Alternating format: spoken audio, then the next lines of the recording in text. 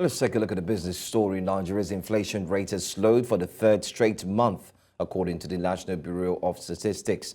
In its latest Consumer Price Index report, the Bureau said headline inflation eased to 32.15% in August 2024, down from 33.40% in July and 34.19% in June. Food inflation also dropped to 37.52% in August from 38.14% the previous month.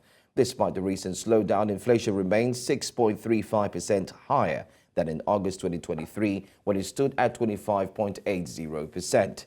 On a month-to-month basis, inflation was slightly lower in August 2024, recording a 2.22% increase compared to 2.28% in July. Well, to discuss this, I'm being joined by Temitope Kolade, Senior Manager and Lead ESG and Climate Change Services at Andersen. Good to have you again today. Join us. It seems like every single time we do have an NIS report, it's kind of like looking different from what Nigerians are facing. It's different from reality. But then again, what do you make of this news in comparison to what is being faced by Nigerians on a day-to-day basis?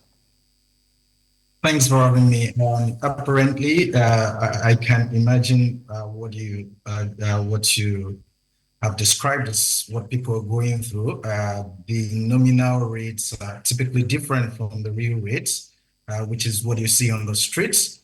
But however, we can't show away the numbers at the same time, again, because when you also consider what has happened in the last couple of months and over the last month, what the Nigerian Bureau of Statistics is telling us is that our inflation rate has tapered a bit, and I don't think we can really fault that. The numbers are still very high up in themselves, but we can also see that in reality, there are slower price increases when it comes to products. When you think about things around the waiver on imports levy for certain food items, corn and wheat and all of that for the next 6 months, you would imagine that that has in a way helped to slow down inflation with respect to such food items. Things around the monetary policy tightening is also helping, such that we don't have abundance of cash in the hands of people, because that in itself has a way of pushing inflation up. And when you think about the fact that people are already adjusting to the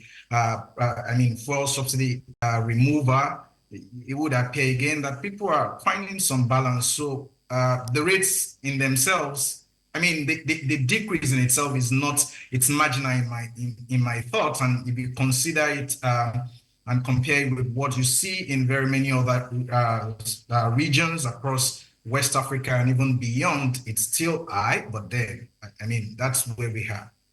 All right. But one of the primary drivers of the recent decline in inflation, are there any risks, most importantly, or uncertainties that possibly have affected this? Or would you say the primary contribution has been developments from the government policies? Yeah, apparently the government is making some policy statements and they're backing them up with action. Like I mentioned earlier, if you think about food inflation, for instance, that slowed down a bit from 38% to circa 35% or so, or 33.4% or so. Again, it's marginal. It's 38 to 37%, just about a 1% decrease. That has helped in terms of, when you bring in wheat, when you bring in corn, you're not going to impose import levy on those. So that's in a way is helping. The monetary policy from the CBN is also helping. The question really is whether these things are sustainable in themselves. When you think about food inflation, for instance, insecurity is loud there, so people cannot really go to farm as much as expected.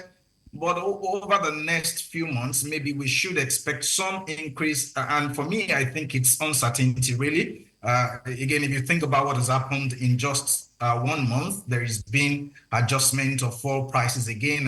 It's ticking up. And that means the transportation cost will increase and it's going to impact on inflation going up again, right?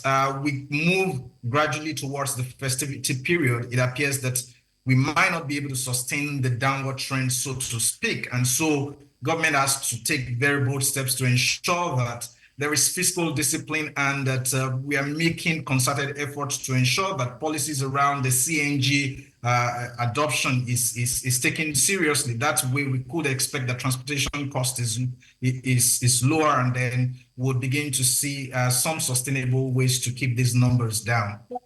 All right. I mean, we've seen a very, like you said, very significant. But would you say it's worthy of celebrating? And you've also mentioned that for it to remain the same way, well, you're not too sure. But then again, the festive period is just around the corner. Does this have any impact on what we're seeing here, especially going into the Ember months? Do you think this would further sustain what we see today?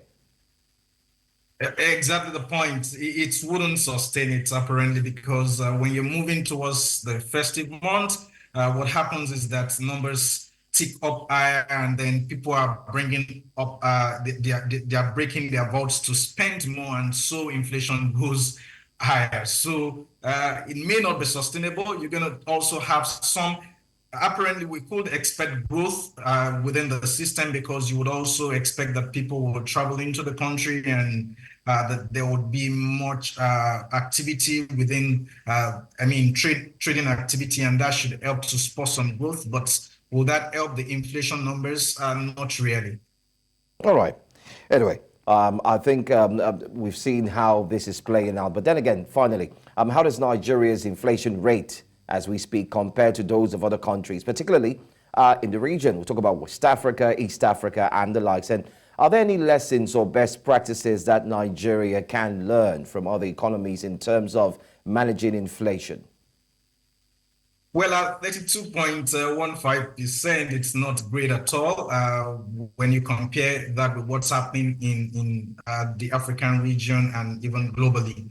For instance, in South Africa, it's controlled to around 4.8% as at mid-2024. And that's because of the prudent monetary policies that they're seeing within that system. In Ghana, for instance, you see the rate is much higher, but we are just within the same region again, because you would see that they've gotten lots of debt funding, and then maybe again there is not so much of fiscal discipline in that region, but it's reduced from what you will see as 42% in 2023 to about 29% in mid 2024.